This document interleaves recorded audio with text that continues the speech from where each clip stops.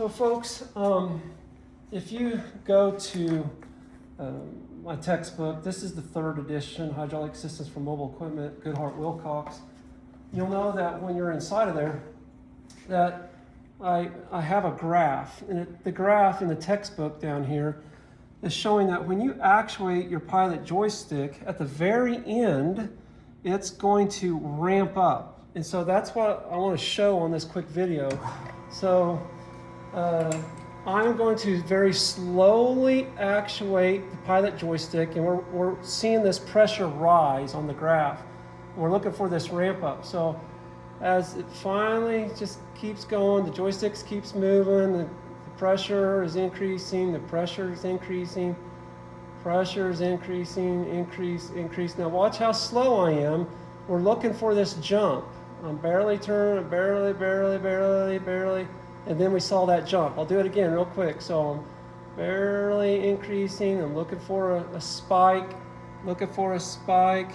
and there's our spike. So what happens is when you're inside of the actual control valve, if I could try to find an actual control valve, we know that the spool is going to be shifting with pilot oil. So you could just pick any particular chapter that is using a control valve. If I jump into, let's say, a pilot operated spool inside of a flow sharing system, we use pilot operated spools in flow sharing. Pilot oil is going to shift the spool.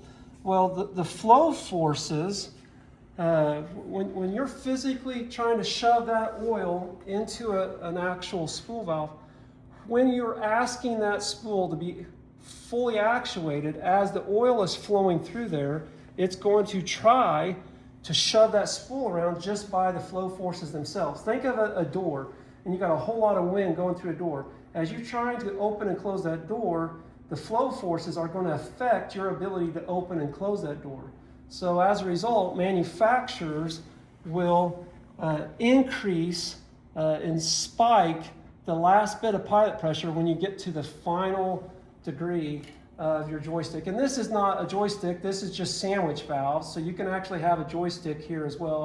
I kind of like using these because they're easier for students to physically see. This is one function, this is another function. But go to chapter 9 to see that graph to see how that jumps up. Thanks.